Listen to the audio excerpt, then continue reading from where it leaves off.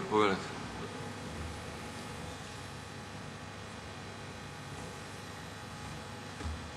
Благодарам, почитувани председатели, почитувани колеги пратеници, почитуван заменик министар за земјоделство, шумарство и водостопанство, почитувани земјоделци, кои што секако дека ги следат и собраниските расправи, особено на оние на кои што се води збор и станува збор за земјоделската проблематика. Да напоменам дека покрај Законот за земјоделство и рурален развој, кој што е столб на земјоделската политика на секоја држава, особено на земјоделска држава за која што претендира и Република Македонија, еден од круцијалните закони, од многу битните закони е Законот за земјоделско земјиште. Самото земјоделство историски бележано секогаш кога било која економија, како што беше нашата пред десетина години запаѓа во криза, е токму земјоделството кое што го ангажира најголемиот дел на работно способни граѓани кои што се занимаваат со земјоделско производство, наоѓајќи го својот извор за екзистенција и преживување токму преку производството на земјоделски производи. За да се овозможи сето тоа, како последица на катастрофалната приватизација, но не само во стопанството, во економијата, туку и пред се во огромните, големите земјоделски индустријски системи, се преиде, како што вообичаена пракса, во високо развиените земјоделски земји членки на Европската Унија, така и во Македонија пред 8 години, со спроведување на една многу мощна, внимателна политика во распределбата на земјоделското земјиште, кое што се одвива во неколку етапи. Првата етапа е тоа што токму оваа влада започна со распределбата на државното земјоделско земјиште на плодо уживање. На најранливата социјална категорија на граѓани, кои што нема, ама буквално никаква екзистенција, им се понуди да го обработуваат земјоделското земјиште. Бесплатно на плодо уживање, со тоа што владата преку програмата за финансиска поддршка во земјоделството, дополнително и во програмите на самото министерство, во дополнителните мерки, предвиде финансиски средства за подкрепа на земјоделците, кои што, односно на овие социјални случаи, да можат да започнат со обработка на земјоделското земјиште. Понатаму, после истекувањето на периодот на плодо уживање, добар дел од овие земјоделски производители веќе извештени и изверзирани во производството, односно во обработката на земјоделската површина, станаа и редовни закупци на државното земјоделско земјиште, што значи дека тие дефинитивно се имаат определено професионално да се занимаваат со земјоделство. Еден придонес на самата влада, на државата, во реализација на програмата за, би рекол, вработување или само вработување на граѓаните на државата. Втората фаза во распределбата на државното земјоделско земјиште е давање под закуп на краток рок до 5 години, и тоа владата го спроведе особено во добар дел од со површините во источниот дел од Република Македонија, со тоа што секој закупец на државното земјоделско земјиште после истекувањето на тој договор под истоветни услови може да го продолжи тој договор за следни 5 години. Третата фаза во распределбата на државното земјиште е токму ова за што денеска ние разговараме, државно земјоделско земјиште распределено преку јавни огласи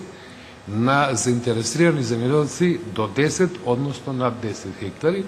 И четвртата фаза е сосема логична, е продолжба на државното земјоделско земјиште на заинтересирани лица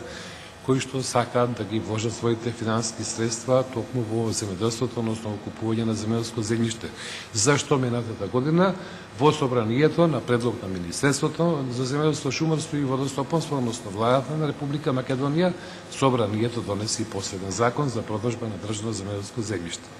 Се враќам сега на третата фаза, тоа е издавањето на земјоделското земјиште под закуп, односно во членот 11 од измените на Законот за земјоделско земјиште, каде што буквално сите членови на Комисијата за земјоделство шумарство и водостопанство беа единствени со предлогот за допрецизирање на начинот на издавањето на земјоделското земјиште. Да напоменам дека во изминатиот период, токму благодарејќи на владата, на еден транспарентен начин, склучени се над 7700 договори со индивидуални земјоделски производувачи, при што е распределено од прилика 68 до 70.000 хектари држано земјоделско земјиште на начин кој што ни обезбедува проширување на земјоделската површина која што се обработува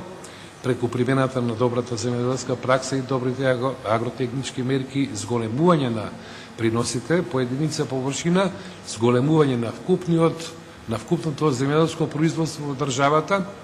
Да напоменам, минатата година 720 милиони евра е вкупното земјоделско производство со извезени 504 милиони евра македонски земјоделски производи надвор од просторот на Република Македонија, односно на пазарите пред на Европската унија, на Руската федерација и новите пазари, каде што заради зголемување на куповната моќ се зголемува и абсорбцијата на самите потрошувачи, а по тој основ се зголемува извозот на македонските земјоделски производи. Како резултат на реализација на таа политика, во изменатиот период, сега владата достави предлог закон за измени на законот за земјоделско земјиште и токму во членот 11 повторно излегуваме во пресек на барањата на земјоделците, односно на оние се станува збор за површините кои се до 10 хектари да не се воведе електронско наддавање. Станува збор за една ранлива категорија на земјоделски производители кои што не се вешти и во примената на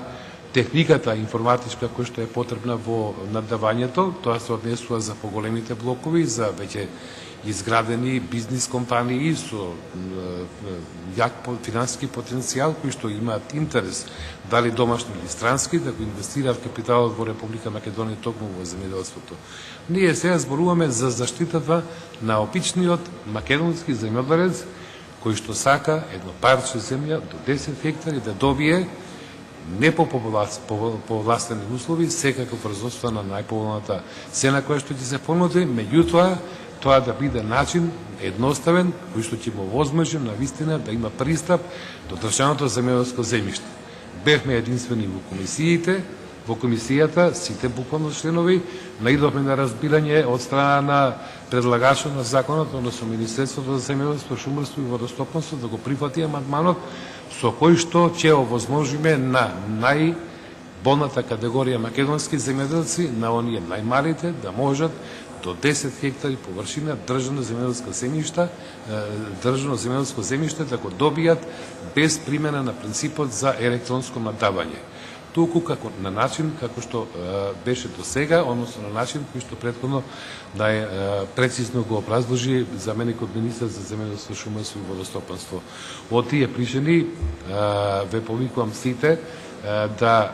го изгласаме овој закон, односно овој амандман, заради тоа што е во полза на македонското земјоделство и пред во полза на малиот земјоделски производител во Република Македонија. Благодарам.